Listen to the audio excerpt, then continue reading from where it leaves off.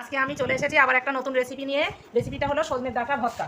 যারা কোনোদিনই খাননি সজনে ডাঁটা ভর্তা, একবার খেলে বারবার খেতে ইচ্ছে করবে। এর স্বাস্থ্যের পক্ষে যেমন ভালো, তেমনি খেতেও খুব সুস্বাদু। ডাঁটাগুলো আমি সর্বপ্রথমে ভালো করে ধুয়ে পুছে তারপরে এই যে তেল লাগিয়ে দিচ্ছি। এই যে ডাঁটাগুলো আমার সব তেল মাখানো হয়ে গিয়েছে। ডাঁটাগুলো আমি এখন সব কটাই পুড়িয়ে নেব। একটা কথা মনে রাখবেন, ডাঁটা ভর্তা খেতে গেলে কিন্তু ডাঁটাগুলো মোটা মোটা দরকার। আমি এই যে দেখুন ডাঁটাগুলো আমার সব পোড়ানো হয়ে গিয়েছে। এখন আমি ভালো করে ধুয়ে নিয়ে শাঁসগুলো বের করে নেব। এখন আমি শাঁসগুলো বের করে নেবো একটা একটা করে। এই যে প্রথমে ডাঁটাটা একটু ফাটিয়ে নিয়েছি, নিয়ে এই যে একটা ছোটো চা চামচের সাহায্যে বের করে নেবো শাঁসগুলো এইভাবে।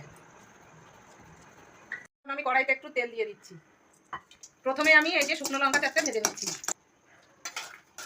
এখন আমি রসুনগুলো দিয়ে দিলাম, তারপর পেঁয়াজটা দিয়ে দিচ্ছি। পেঁয়াজ আর রসুন একসঙ্গে আমি ভেজে নিচ্ছি।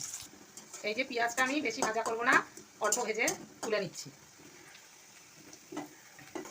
এখন আমি একটা টমেটো নিয়েছি, টমেটোটাও ভেজে নিচ্ছি। এই যে টমেটোটাতে আমি একটু লবণ দিয়ে দিচ্ছি। টমেটোটাও আমার হয়ে গিয়েছে, এখন টমেটোটাও আমি তুলে নিচ্ছি। এখন আমি সবগুলো একসঙ্গে মাখিয়ে নেব। এটা খুব তাড়াতাড়ি সহজ উপায়ে হয়ে গেল সজনে ডাঁটার ভর্তা। এটা স্বাদে গুণে ভরপুর।